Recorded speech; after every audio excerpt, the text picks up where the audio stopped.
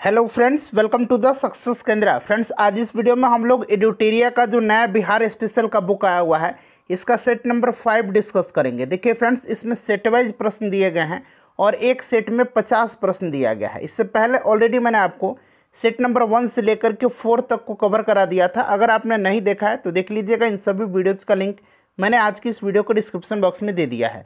और देखिए, ये बिहार स्पेशल का जो नया बुक है एडुटेरिया का, यह खास करके 67th और 68th बीपीएससी के लिए, बिहार एसएससी 3rd सीजीएल के लिए, बिहार दरोगा, बिहार पुलिस और बिहार सिविल कोर्ट की जो नई वैकेंसी आने वाली है उसके लिए काफ़ी इंपॉर्टेंट है। तो सेट को पूरा लगाइएगा। चैनल पर अगर आप पहली बार विजिट कर रहे हैं तो चैनल को सब्सक्राइब करके बेल आइकन को ज़रूर दबा लीजिएगा, ताकि जब भी कोई इंपॉर्टेंट वीडियो इसी तरह का अपलोड किया जाए तो उसका नोटिफिकेशन सबसे पहले आपके पास पहुँच जाए।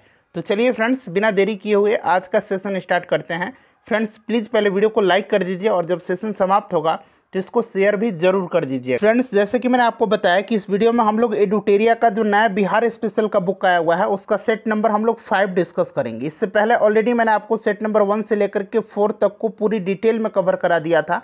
अगर आपने इन वीडियोज़ को नहीं देखा है तो निश्चित रूप से देख लीजिएगा। इन सभी का लिंक मैंने आज की इस वीडियो के डिस्क्रिप्शन बॉक्स में दे दिया है। तो चलिए फ्रेंड्स, सेशन आज का स्टार्ट करते हैं। पहले प्लीज़ वीडियो को लाइक कर दीजिए। देखिए, आज के सेशन का पहला प्रश्न कि बिहार मानवाधिकार आयोग का गठन कब किया गया। अगर आपका आंसर पहले से पता है तो आंसर आप कमेंट बॉक्स में देकर के बताते चलिएगा। साथ साथ जो भी मैं एक्सप्लेन करूंगा उसको ध्यानपूर्वक सुनिएगा। इससे क्या होगा कि एक प्रश्न के साथ साथ आपके 2 से 3 प्रश्न जो है कवर होते चलेंगे। तो यहाँ पर ध्यान दीजिएगा फ्रेंड्स। देखिए, मानव संरक्षण अधिकार अधिनियम 1993 के आधार पर राज्य स्तर पर राज्य मानवाधिकार आयोग बना है। एक राज्य मानवाधिकार आयोग भारतीय संविधान की 7वीं अनुसूची, ध्यान रखेंगे, भारतीय संविधान की 7वीं अनुसूची में राज्य सूची और समवर्ती सूची के अंतर्गत शामिल विषयों से संबंधित मानव अधिकारों के उल्लंघन की जांच कर सकता है। और देखिए, बिहार मानवाधिकार आयोग का गठन जो है यह किया गया था। इसका स्थापना 3 जनवरी सन 2000 को 3 जनवरी सन 2000 को जो है इसका स्थापना किया गया था, परंतु इसका औपचारिक गठन जो है यह 25 जून 2008 को की गई थी। ठीक है, अगर औपचारिक गठन पूछा जाए तो 25 जून 2008 को इसके औपचारिक गठन की गई थी। लेकिन बिहार राज्य के मानवाधिकार आयोग की स्थापना 3 जनवरी 2000 को अधिसूचना संख्या 207 के द्वारा जो है की गई थी, परंतु इसका औपचारिक गठन जो है यह 25 जून 2008 को अधिसूचना संख्या 6896 के द्वारा किया गया था। तो इन सभी पॉइंट्स को ध्यान रखिएगा। चलिए आगे बढ़ेंगे कि राज्य लोक सेवा आयोग के सदस्यों का कार्यकाल कितना होता है। तो यहाँ पर आप ध्यान देंगे फ्रेंड्स, अगर हम बात करें तो राज्य लोक सेवा के अध्यक्ष और अन्य सदस्यों की नियुक्ति कौन करता है, तो संबंधित राज्य के राज्यपाल के द्वारा की जाती है। और इनका कार्यकाल जो होता है यह 6 साल की अवधि के लिए या फिर 62 वर्ष की आयु जो भी पहले पूरी हो जाए वो अवकाश ग्रहण कर लेते हैं। तो यानी कि इसका राइट आंसर क्या हो जाएगा, राइट आंसर इसका 6 वर्ष यहाँ पर दिया गया है, तो करेक्ट आंसर 6 वर्ष हो जाएगा। चलिए आगे बढ़ेंगे। और देखिए, ये लोग जो है राज्य लोक सेवा आयोग का कोई भी सदस्य जो है राज्य के राज्यपाल को लिखित में अपना इस्तीफा दे सकता है। इन सबको ध्यान रखिएगा। देखिए, नवादा, अरवल और जहानाबाद किस प्रमंडल के अंतर्गत आते हैं। तो देखिए, नवादा, अरवल, जहानाबाद ये सभी जो हैं ये मगध प्रमंडल के अंतर्गत आते हैं। मगध प्रमंडल में टोटल कितने जिले हैं, 5 जिले हैं। कौन कौन से, तो यहाँ पर 3 हो गया, नवादा, अरवल और एक दिया गया है जहानाबाद। ठीक है, उसके बाद देखिए औरंगाबाद इसमें शामिल है और गया शामिल है। ठीक है, ध्यान रखिएगा। चलिए आगे बढ़ेंगे। टोटल कितने प्रमंडल हैं, तो टोटल 9 प्रमंडल हैं। देखिए, किसी राज्य का उच्चतम विधि अधिकारी कौन होता है, ये प्रश्न मैंने 2-3 बार आपको इसी सीरीज में कवर कराया हुआ है। तो देखिए, महाधिवक्ता जो होता है यह राज्य का उच्चतम विधि अधिकारी होता है। राइट आंसर इसका महाधिवक्ता हो जाएगा। अनुच्छेद 165 के तहत इसकी नियुक्ति जो है राज्यपाल के द्वारा की जाती है। और देखिए, भारतीय संविधान का जो अनुच्छेद 177 है इसके अनुसार महाधिवक्ता को राज्य विधानसभा में बोलने और उसकी कार्यवाहियों में भाग लेने का अधिकार तो है, परंतु उसे मत देने का अधिकार नहीं है। इसको भी ध्यान रखिएगा। देखिए, बिहार के कौन से ऐसे राज्यपाल हुए जो बाद में राष्ट्रपति बने थे। और देखिए, एडुटेरिया का जो नया प्रैक्टिस सेट वॉल्यूम 3 आया हुआ है 67th बीपीएससी के लिए, उसका 7 सेट तक पूरी डिटेल में मैंने कवर कराया हुआ है। आगे से कल जो है 8 नंबर सेट अपलोड कर दिया जाएगा। तो 7 सेट अगर आपने नहीं देखा है तो देख लीजिएगा, आपको डिस्क्रिप्शन में लिंक मिल जाएगा। तो देखिए पूछा गया है कि राज्यपाल हुए थे जो बाद में राष्ट्रपति बने थे, तो ये जाकिर हुसैन थे और रामनाथ कोविंद जी थे। देखिए जाकिर हुसैन साहब का जो कार्यकाल था ये 1957 से लेकर के 1962 तक ये बिहार के राज्यपाल रहे थे, और रामनाथ कोविंद जी जो है ये 2015 से लेकर के 2017 तक बिहार के राज्यपाल रहे थे। तो ऑप्शन नंबर ई हो जाएगा उपरोक्त में से एक से अधिक। नेक्स्ट क्वेश्चन है कि विधानसभा सदस्य चुने जाने हेतु न्यूनतम आयु सीमा क्या है। अच्छा, पहले आप विधान परिषद का बताइए, विधान परिषद का सदस्य चुने जाने के लिए न्यूनतम आयु सीमा क्या है, पहले आप ये कमेंट करके बताइए। देखिए विधानसभा पूछा गया है तो ये 25 वर्ष हो जाएगा, ठीक है। विधान परिषद का आप कमेंट करके बताइएगा। उसके बाद देखिए दिए गए विकल्पों में से कौन सी शक्तियों या कार्य राज्यपाल को प्राप्त है। अब यहाँ पर आप ध्यान से देखिए फ्रेंड्स, यहाँ पर जो है जितने भी यहाँ पर अधिकार जो है, कार्य जो है, शक्ति जो है ये राज्यपाल को दिया गया है, ये इसमें से वित्तीय है, विधायी है, न्याय संबंधी है और आपातकालीन शक्तियाँ हैं। देखिए अगर हम बात करें यहाँ पर सबसे पहले वित्तीय शक्तियाँ का, तो राज्यपाल को कुछ वित्तीय शक्तियाँ प्राप्त हैं। राज्य विधानसभा में राज्यपाल की पूर्व स्वीकृति से बिना कोई भी धन विधेयक प्रस्तुत नहीं किया जा सकता है। अगर हम विधायी की बात करें तो देखिए किसी भी विधेयक राज्य के विधानमंडल द्वारा पास हो जाने के पश्चात तब तक कानून के रूप में नहीं परिवर्तित हो सकता है जब तक उस विधेयक पर राज्यपाल अपनी स्वीकृति प्रदान न करे। यदि राज्यपाल किसी विधेयक पर राज्यपाल अपनी स्वीकृति जो है नहीं देता है तो वह विधेयक पुनः विधानमंडल के पास पुनर्विचार के लिए भेज दिया जाता है। उसके बाद अगर हम न्याय संबंधी बात करें तो देखिए न्यायिक शक्तियाँ जो हैं ये आपको पता है कि राज्यपाल को किसी व्यक्ति को दिए गए दंड को क्षमादान, लघुकरण, निलंबन आदि में जो है बदल सकता है, ठीक है। और यहाँ पर देखिएगा आपातकालीन शक्तियाँ, तो आपातकालीन अधिकार जो है राज्य में संवैधानिक संकट उत्पन्न होने की दशा में राज्यपाल अनुच्छेद 356 के अंतर्गत राष्ट्रपति से उस राज्य में राष्ट्रपति के प्रतिनिधि के रूप में राज्य का संचालन करता है। तो ये सभी शक्तियाँ जो हैं ये आपके राज्यपाल को प्राप्त हैं। तो एक से अधिक इसका राइट आंसर हो जाएगा। बिहार के पहले अल्पसंख्यक मुख्यमंत्री कौन बने, तो ये कौन थे फ्रेंड्स, यह थे अब्दुल गफूर। ये 1973 से लेकर के 1975 तक ये बिहार के मुख्यमंत्री रहे थे, तो अब्दुल गफूर हो जाएगा। नेक्स्ट क्वेश्चन है कि किसी राज्य का संपूर्ण प्रशासन किसके नाम से संचालित किया जाता है, तो यह किया जाता है राज्यपाल के नाम से, ध्यान रखिएगा। उसके बाद देखिए नेक्स्ट क्वेश्चन है कि राज्य द्वारा वार्षिक वित्तीय ब्यौरा प्रस्तुत करने के बाद भारतीय संविधान के किस अनुच्छेद में किया जाता है, तो यह अनुच्छेद कौन सा है, बताइए राइट आंसर इसका। तो देखिए यह जो अनुच्छेद है यह अनुच्छेद 202 है, अनुच्छेद 202 है। नेक्स्ट क्वेश्चन है कि 73वां संविधान संशोधन को कब संपूर्ण देश में लागू किया गया। अच्छा, 73वां संविधान संशोधन जो है इसके तहत पंचायती राज को संवैधानिक दर्जा प्रदान किया गया था, और ये जो है संपूर्ण देश में लागू हुआ था 24 अप्रैल 1993 को, और इसीलिए 24 अप्रैल को जो है पंचायती राज दिवस मनाया जाता है। नेक्स्ट क्वेश्चन है कि बिहार का कुल क्षेत्रफल भारत के कुल क्षेत्रफल का कितना प्रतिशत है। सबसे पहले जान लीजिए कि बिहार का क्षेत्रफल कितना है, ये आपको याद रखना है। बिहार का जो क्षेत्रफल है ये कितना है, तो 94,163 वर्ग किलोमीटर है, ठीक है, याद रखेंगे, ये बिहार का क्षेत्रफल है। और इसमें पूछा गया है कि भारत के कुल क्षेत्रफल का कितना प्रतिशत है, तो ये 2.86% है। अगर आपसे पूछा जाए कि बिहार की जनसंख्या देश की कुल जनसंख्या की कितनी प्रतिशत है, तो 8.60% है। इसको भी आप निश्चित रूप से ध्यान रखिएगा। चलिए आगे बढ़ेंगे कि दिए गए विकल्पों में कौन सा जिला नेपाल तथा उत्तर प्रदेश के साथ सीमा साझा करता है। इसको मैंने बहुत अच्छे तरीके से आपको बताया था। यह जिला जो है जो नेपाल के साथ भी सीमा साझा करता है और उत्तर प्रदेश के साथ भी करता है, ये पश्चिम चंपारण है। अगर हम बात करें कि कौन सा जिला पश्चिम बंगाल और नेपाल के साथ सीमा साझा करता है, तो यह किशनगंज है, ठीक है, याद रखिएगा। कौन सा जिला जो है झारखंड के साथ और उत्तर प्रदेश के साथ सीमा साझा करता है, तो यह रोहतास है, ठीक है, यह रोहतास है। और कौन सा जिला पश्चिम बंगाल और झारखंड के साथ सीमा साझा करता है, तो यह कटिहार है। इस तरह से सभी को आपको ध्यान रखना है। चलिए उसके बाद देखिएगा कि ग्रीष्म ऋतु में सामान्यतः किस जिले का तापमान सर्वाधिक रहता है। अच्छा, सबसे ज़्यादा वर्षा कहाँ पर होती है, तो किशनगंज में होती है। सबसे कम वर्षा कहाँ पर होती है, तो अरवल में होती है। और सर्वाधिक तापमान जो रहता है यह गया में रहता है। रेत एवं कंकड़ युक्त बलथर मिट्टी किस क्षेत्र में सर्वाधिक पाई जाती है, तो देखिए यह जो मिट्टी है मुख्य रूप से रोहतास, कैमूर, गया, नवादा, औरंगाबाद, जमुई और बांका जिले में पाई जाती है। तो यहाँ पर देखेंगे आप कि कैमूर दिया गया है, तो ऑप्शन नंबर बी इसका राइट आंसर हो जाएगा। अगला प्रश्न है कि कोसी नदी किस स्थान पर गंगा नदी से मिलती है? तो फ्रेंड्स यह मिलती है कुर्सेला में, कुर्सेला इसका करेक्ट आंसर हो जाएगा। अगला प्रश्न है कि दक्षिण बिहार में किस नदी को हिरण्यवाह नदी के नाम से जाना जाता है? हिरण्यवाह के नाम से जाना जाता है किसको? तो देखिए फ्रेंड्स, यह जाना जाता है किसको? सोन नदी का एक अन्य नाम है हिरण्यवाह। ठीक है, तो राइट आंसर इसका सोन हो जाएगा, ध्यान रखेंगे। ठीक है, चलिए नेक्स्ट क्वेश्चन कर लेंगे कि प्रसिद्ध तुतला जलप्रपात कहाँ स्थित है? तुतला भवानी जलप्रपात जो है यह कहाँ पर है फ्रेंड्स? तो अगर डिस्ट्रिक्ट पूछेगा तो रोहतास आपको याद रखना है। सासाराम इसका राइट आंसर हो जाएगा, सासाराम में है, जिला रोहतास। उसके बाद देखिए लीची उत्पादन में बिहार का स्थान देश में कौन सा है? अच्छा, शाही लीची को जीआई टैग भी प्रदान किया गया है, शाही लीची को, इसको भी ध्यान रखिएगा। और लीची के उत्पादन में बिहार का देश में पहला स्थान है, option number A right answer इसका हो जाएगा। उसके बाद देखिए बिहार सरकार द्वारा कृषि रोड मैप 1 की शुरुआत कब की गई थी? ठीक है, 3 कृषि रोड मैप हैं अब तक, और बिहार में जो पहला कृषि रोड मैप है यह 2008 में जो है इसकी शुरुआत की गई थी, 2008 में किया गया था।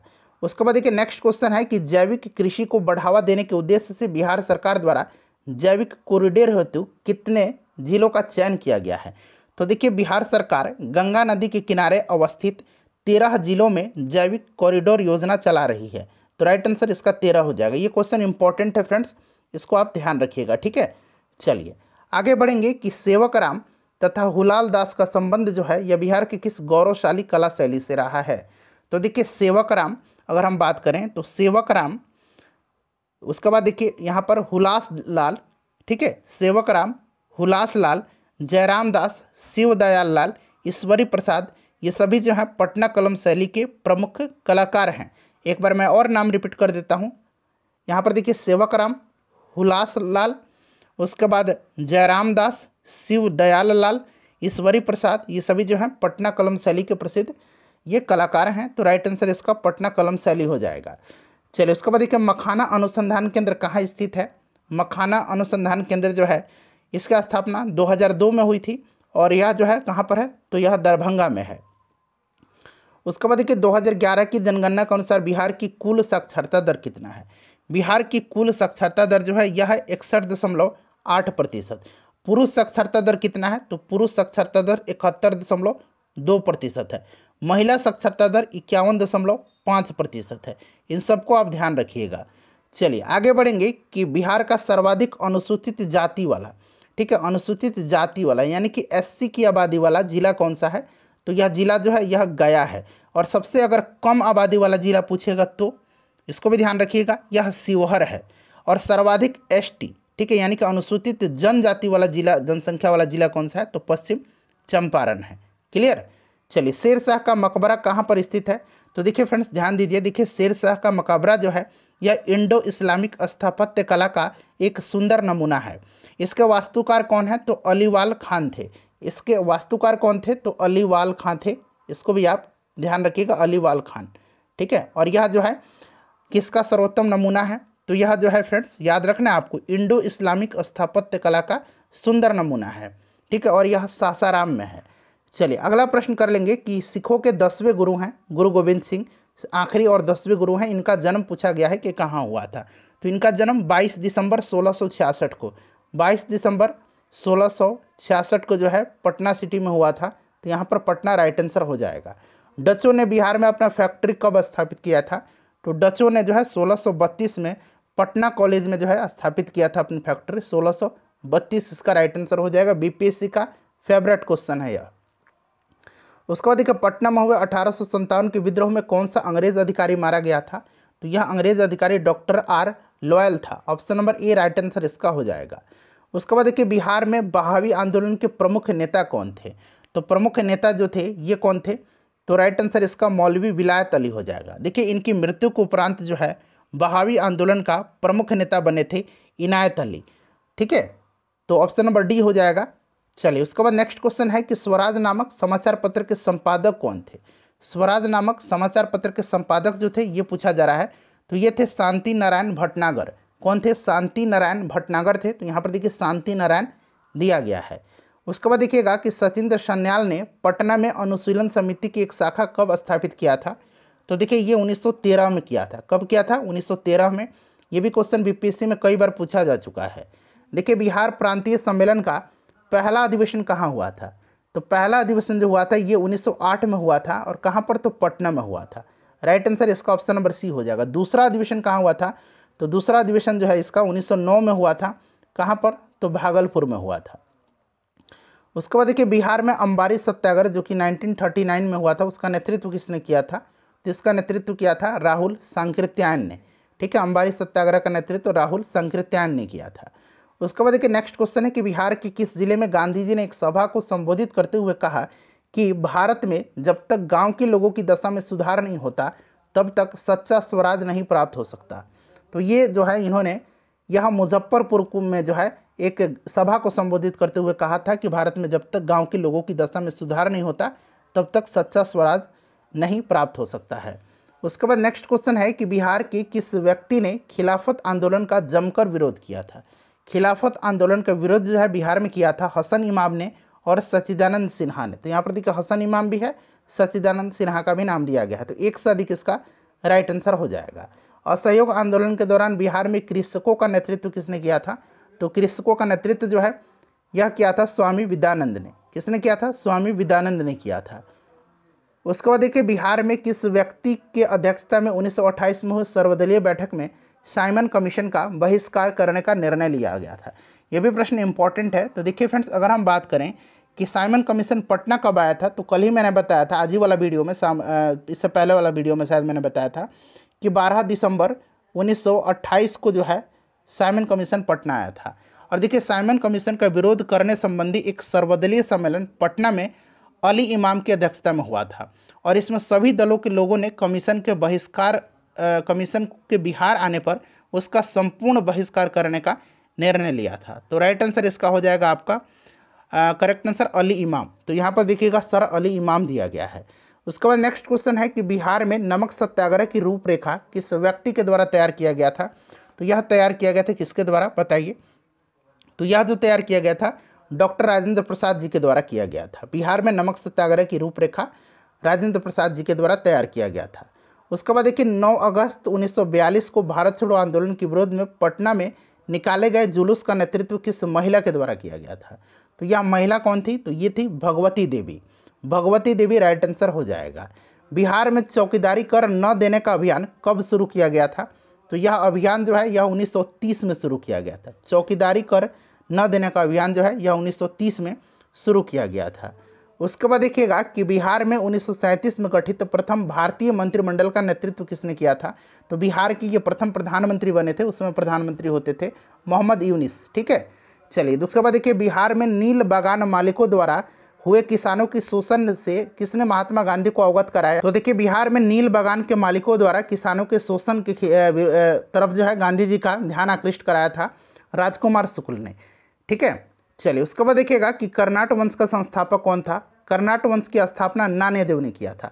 आखिरी शासक हरि सिंह देव थे। राजधानी सिमरावगढ़ थी। और कर्नाट वंश का जो शासनकाल था इसे मिथिला का स्वर्णयुग भी कहा जाता है। मगध महाजनपद में बिहार का कौन सा जिला सम्मिलित था? अच्छा, टोटल कितने महाजनपद जो थे ये बिहार में आते थे? तो 3 महाजनपद। कौन कौन से? मगध, अंग और वज्जी। मगध, अंग और वज्जी महाजनपद। ठीक है, मगध में जो मगध का जो क्षेत्र था ये गया और पटना हो जाएगा राइट आंसर इसका। वहीं अगर आपसे अंग पूछेगा तो भागलपुर और मुंगेर का क्षेत्र संबंधित है।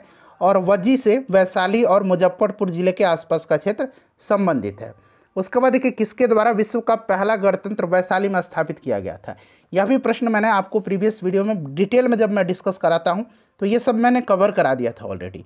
तो देखिए आपको याद भी होगा फ्रेंड्स कि यह जो है किसके समय में किया गया था? तो देखिए वैशाली का वज्जी का जो लिच्छवी गणराज्य था, वज्जी की राजधानी वैशाली थी, ध्यान रखेंगे। तो वज्जी संघ का जो लिच्छवी गणराज्य था इतिहास में ज्ञात प्रथम गणतंत्र राज्य था। तो ये लिच्छवी हो जाएगा। बिहार के किस जिले में आरंभिक पूरा पाषाणकालीन औजार प्राप्त हुए हैं? यह प्रश्न पहले ही सेट में है। मुंगेर इसमें दिया गया है, राइट आंसर मुंगेर हो जाएगा इसका। उसके बाद देखिए बिंबिसार की हत्या उसके पुत्र अजातशत्रु ने कब किया था? इसका आंसर आप मुझे कमेंट करके बताइएगा। ठीक है, और इन 50 प्रश्नों में से कितने प्रश्नों का आंसर आपने सही दिया है यह भी कमेंट करके बताइएगा। उसके बाद देखिए किस राजा ने पाटलिपुत्र को सर्वप्रथम मगध की राजधानी बनाया था? तो ये आपको भी याद होगा, उदयन ने बनाया था। ठीक है, चलिए आखिरी क्वेश्चन है कि निम्न में से किस ग्रंथ की रचना अश्वघोष द्वारा नहीं की गई थी। तो यहाँ पर देखिए चरक संहिता की रचना जो है चरक के द्वारा की गई थी, ये आपको याद भी होगा। बाकी सभी बुद्धचरित, सूत्रलंकार और सौंदर्यानंद ये रचना जो है अश्वघोष के द्वारा की गई थी। वीडियो को लाइक कर दीजिएगा, इसे शेयर कर दीजिएगा। डेली 2 सेट में आपको कवर